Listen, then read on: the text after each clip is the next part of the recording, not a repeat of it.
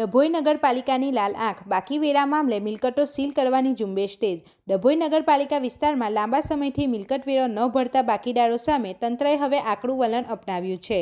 ડભોઈ નગરપાલિકાના chief officer જય કિશન એમ તડવીના સીધા માર્ગદર્શન હેઠળ નગરપાલિકાની વેરા શાખા દ્વારા બાકી વેરા વસૂલાત માટે ખાસ ઝુંબેશ શરૂ કરવામાં આવી છે, જેના ભાગરૂપે આજે અનેક મિલકતોને સીલ કરવાની કાર્યવાહી હાથ ધરાઈ હતી। સત્યનારાયણ મંદિર ટ્રસ્ટની મિલકત સીલ કરાઈ। આ વસૂલાત ઝુંબેશ દરમિયાન ટીમ લાલ બજાર વિસ્તારમાં પહોંચી હતી। ત્યાં બેંક ઓફ બરોડાની સામેની ગલીમાં આવેલી સત્યનારાયણ મંદિર ટ્રસ્ટની મિલકત, જેમાં ભરવાડ તરીકે ભદ્રેશભાઈ જૈન રહે છે, તેનો અંદાજે ₹20,000થી વધુનો વેરો લાંબા સમયથી બાકી હતો। વારંવારની સૂચના છતાં વેરો ન ભરાતા વેરા શાખાની ટીમ દ્વારા આ મિલકતને સ્થળ પર જ સીલ કરી દેવામાં આવી હતી।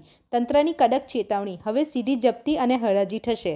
નગરપાલિકા તંત્રએ આ તબક્કે તમામ બાકીદારોને કડક શબ્દોમાં તાકીદ કરી છે કે પોતાના પાછલા બાકી વેરા અને ચાલુ વર્ષના વેરા નગરપાલિકા કચેરીએ જઈ સત્વરે જમા કરાવી દેવા। આ સીલ અને જપ્તીની ઝુંબેશ આગામી દિવસોમાં પણ સતત ચાલુ રાખવામાં આવશે। જો બાકીદારો વેરો ભરવામાં આનાકાની કરશે તો નિયમ મુજબ મિલકત જપ્ત કરી તેની જાહેરમાં હરાજી કરવાની પ્રક્રિયા પણ હાથ ધરવામાં આવશે। કામગીરી કરનાર ટીમ આ સફળ કામગીરીમાં વેરા વસૂલાત નોડલ મહેશ એચ વસાવા સહિત રાજેશભાઈ પી કતારિયા, સંદીપ દરજી, મહેશ કે વસાવા, કલ્પેશ જૈન અને શિવમ તડવી જેવા કર્મચારીઓની ટીમ જોડાઈ હતી। નગરપાલિકાની આ આક્રમક કાર્યવાહીથી વેરા બાકીદારોમાં ફફડાટ વ્યાપી ગયો છે।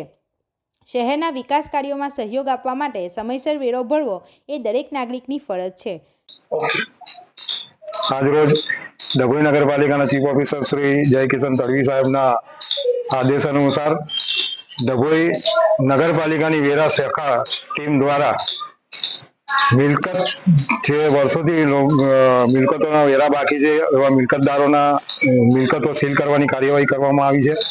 તેના ભાગરૂપે આજે લાલ બજાર ખાતે સત્યનારાયણ ભગવાન મંદિરની ટ્રસ્ટની મિલકત છે, જે મિલકતનો ઘર નંબર છે 26103 એ મિલકતના ભરવાડ તરીકે ભદ્રેશભાઈ જૈન વકીલશ્રી છે, એ મિલકતને આજે જપ્ત કરવામાં આવેલ છે।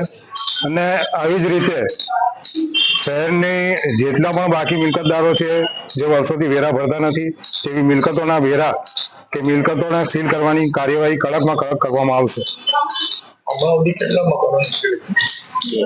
અત્યાર સુધીમાં 2 મકાનને સીલ કરવામાં આવેલ છે અને ટીમ જ્યારે પણ જાય છે તો મિલકતદારો વેરા આપી દે છે, એટલે સીલ કરવાની બહુ કાર્યવાહી કરવામાં આવતી નથી, પણ જે નથી માનતા કે નથી આપતા તેવા મિલકતોને સીલ કરવાની કાર્યવાહી કરવામાં આવે છે।